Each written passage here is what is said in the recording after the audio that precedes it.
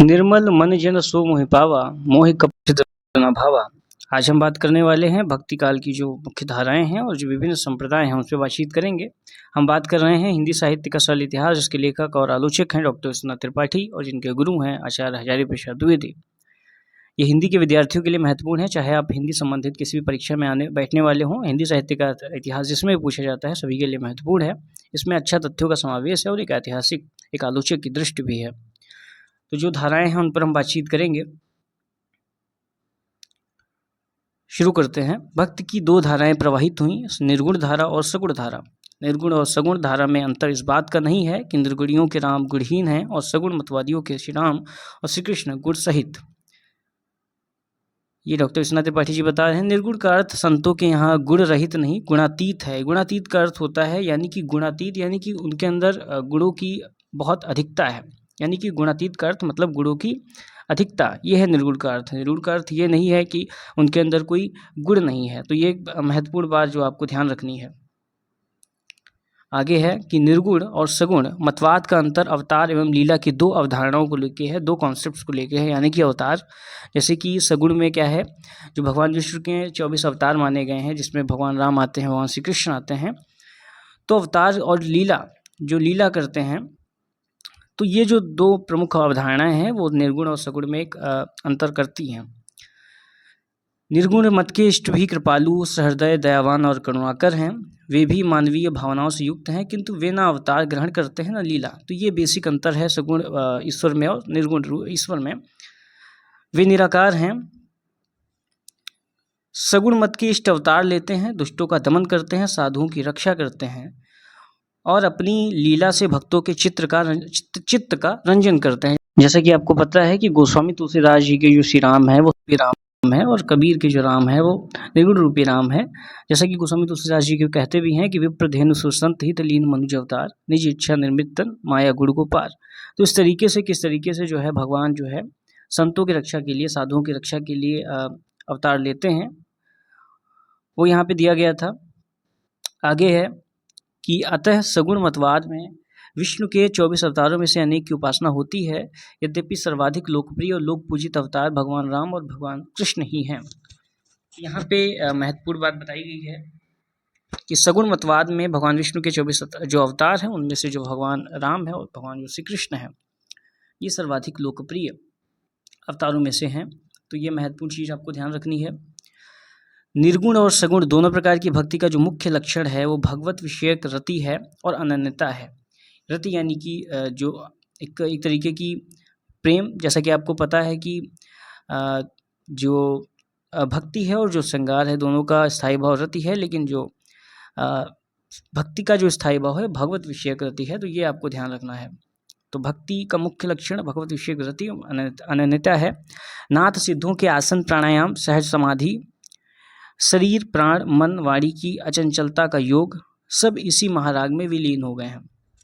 तो एक महत्वपूर्ण बात जो कि हमको भक्तिकाल में देखने को मिलती है, नाथों की सिद्धों की बात हमने की थी आदिकाल में, तो ये आपको ध्यान रखना है कि वहाँ से कौन कौन सी चीज़ें हैं जो यहाँ पे समाहित हुई हैं। आगे बढ़ते हैं। भक्ति के अनेक संप्रदाय हैं, उनमें से 4 प्रमुख संप्रदायों और उनके आचार्यों का परिचय संक्षेप में दिया जा रहा है। ये संप्रदाय कौन कौन से हैं? श्री संप्रदाय, ब्राह्म संप्रदाय, रुद्र संप्रदाय और सनकादि यानी कि निम्बार्क संप्रदाय। तो इन संप्रदायों की चर्चा है। परीक्षा में आपके सीधे यहाँ से 1 to 1 प्रश्न बनते हैं, तो आपको ध्यान रखना है। श्री संप्रदाय के जो आचार्य हैं वो रामानुजाचार्य जी हैं। कहा जाता है कि माता लक्ष्मी ने इन्हें जिस मत का उपदेश दिया उसी के आधार पर जो है इन्होंने अपने मत का प्रवर्तन किया, इसलिए इनके संप्रदाय को श्री संप्रदाय कहते हैं। इन्हीं की परंपरा में रामानंद हुए। रामानंद प्रयाग में उत्पन्न हुए, यानी कि रामानंद का जन्म प्रयाग यानी कि इलाहाबाद में हुआ था। तो ये बेसिक चीज़ें आपको ध्यान रखनी है। रामानुजाचार्य का जो संबंध है वो दक्षिण भारत से है। ये एक विशेष बात जिसकी चर्चा हमने पिछली वीडियो में की है, भक्तिकाल के उदय के संदर्भ में जो वीडियो थी। तो श्री संप्रदाय इनसे संबंधित है। इनका जो दर्शन था आपको पता है विशिष्टाद्वैत दर्शन है, और इन्हीं की परंपरा में आगे चल के आचार्य रामानंद हुए, जिनके विषय में कहा जाता है कि भक्ति द्राविड़ उपजी लाए रामानंद और प्रकट किया कबीर ने सप्तद्वीप नवखंड। तो इनका जन्म का प्रयाग में हुआ और इनके जो गुरु थे वो राघवानंद थे, जिसका जिक्र आगे होगा। हाँ, इनका जिक्र हुआ है। राघवानंद इनके गुरु का नाम है। रामानंद के। तो यहाँ से प्रश्न आपके बनते हैं कि रामानंद किसके शिष्य थे अथवा कहाँ से थे। रामानंद संस्कृत के पंडित थे, उच्च कुलोत्पन्न ब्राह्मण थे, किंतु वे आकाश धर्मा गुरु थे। यानी कि वो उच्च कुल में तो उत्पन्न हुए थे, ब्राह्मण परिवार में, संस्कृत के पंडित भी थे, लेकिन वो आकाश धर्मा गुरु इसलिए थे क्योंकि वो सभी जातियों के, सभी समुदायों के लोगों को जो है अपना शिष्य होने का गौरव देते थे। ये उनकी एक महती भूमिका रही। जैसा कि आपको पता है कबीर के संबंध में जो उनकी एक बात आती है कि कबीर को पहले उन्होंने शिष्य के तौर पे ग्रहण करने से मना कर दिया था, लेकिन बाद में कबीर से प्रभावित होकर जो इन्होंने उनको ग्रहण किया शिष्य के तौर पे। तो ये एक विशेष बात आपको ध्यान रखनी है। उन्होंने अवर्ण, सवर्ण, स्त्री, पुरुष, रंक, राजा सभी को शिष्य बनाया। उनका विचार था कि ऋषियों के नाम पर गोत्र और परिवार बन सकते हैं, तो ऋषियों के भी पूजित परमेश्वर के नाम पर सबका परिचय क्यों नहीं दिया जा सकता। तो इनका बेहतरीन कॉन्सेप्ट था, इसको आपको ध्यान रखना है। तो ये इनके आकाश धर्मा गुरु होने की विशेषता है, उसके गुण यहाँ पे परिलक्षित हो रहे हैं। आगे बढ़ते हैं। इस प्रकार सभी भाई भाई हैं और सभी एक जाति के हैं। श्रेष्ठता जो है वो भक्ति से होगी, ये उनका मानना था, जाति से नहीं। इनके जो 12 शिष्य प्रसिद्ध हुए, आपको पता है रामानंद के जो 12 प्रमुख शिष्य हैं उनमें रैदास, कबीर, धन्ना, सेना, पीपा, भावानंद, नरहरियानंद, सुखानंद, अनंतानंद, सुरसुरानंद, पद्मावती और सुसुरी। तो इतने लोग जो इनके 12 प्रमुख शिष्यों में आते हैं। इनके परीक्षाओं में आपके प्रश्न कभी कोई बन जाते हैं कि पीपा के गुरु कौन है अथवा कबीर के गुरु कौन है। तो इन सब बेसिक बातों को आपको ध्यान रखना है। रामानंद के रचनात्मक व्यक्तित्व का अत्यंत महत्वपूर्ण पक्ष ये है कि उन्होंने हिंदी को अपने मत का प्रचार का माध्यम बनाया। तो हिंदी बहुत ही महत्वपूर्ण भाषा, जैसी चर्चा हो चुकी है। हिंदी का प्रयोग जो है भक्ति आंदोलन में प्रमुख तौर पे हुआ और किस तरीके से जो है उनके विचारों को लोगों तक पहुंचाने के लिए हिंदी ने एक अच्छा संपर्क भाषा का काम किया, एक माध्यम का काम किया। और वही हम देखते हैं आज़ादी के लिए जब लड़ाई होती है तो हिंदी किस तरीके से एक समृद्ध भाषा के तौर पे सामने आती है उन प्रचार प्रसारों को बढ़ाने के लिए। अगला संप्रदाय ब्रह्म संप्रदाय है। इसके प्रवर्तक हैं वो मध्वाचार्य हैं। यहाँ से प्रश्न आपको 1 to 1 बन जाएगा। इसके संप्रदाय के प्रवर्तक कौन है। उनका जन्म गुजरात में हुआ। चैतन्य महाप्रभु पहले इसी संप्रदाय में दीक्षित हुए थे। प्रश्न बन सकता है चैतन्य महाप्रभु पहले किस संप्रदाय में दीक्षित हुए थे। इस संप्रदाय का सीधा संबंध हिंदी साहित्य से नहीं है, यानी कि सीधा संबंध नहीं है, तो ये आपको ध्यान रखना है ब्रह्म संप्रदाय का। आगे बढ़ते हैं। रुद्र संप्रदाय, इसके प्रवर्तक विष्णु स्वामी जी हैं। वस्तुतः यह वल्लभाचार्य के पुष्टि संप्रदाय के रूप में हिंदी में जीवित है। तो आपको रुद्र संप्रदाय के जो प्रवर्तक हैं विष्णु स्वामी हैं। वल्लभाचार्य से आप परिचित हैं, जिनका दर्शन है शुद्धाद्वैतवाद, जो भगवान श्री कृष्ण के उपासक रहे। तो ये आपको कुछ चीज़ें आपको ध्यान रखनी है। वल्लभाचार्य के जो पुत्र थे उन्होंने ही 1565 में जो है अष्टछाप की स्थापना की थी, जैसा कि आपको पता है, जिसमें 4 जो शिष्य थे वल्लभाचार्य जी के थे, 4 उनके थे। इस तरीके से 1565 में स्थापना हुई थी। इसमें सूरदास जी भी शामिल थे। तो यहाँ पे वल्लभाचार्य के पुष्टि संप्रदाय के रूप में हिंदी में जीवित है आज। जिस प्रकार रामानंद ने भगवान राम की उपासना पे बल दिया था, उसी प्रकार वल्लभाचार्य जी ने भगवान श्री कृष्ण के उपासना पे जो है जोर दिया, बल दिया। उन्होंने प्रेम लक्षणा भक्ति ग्रहण की।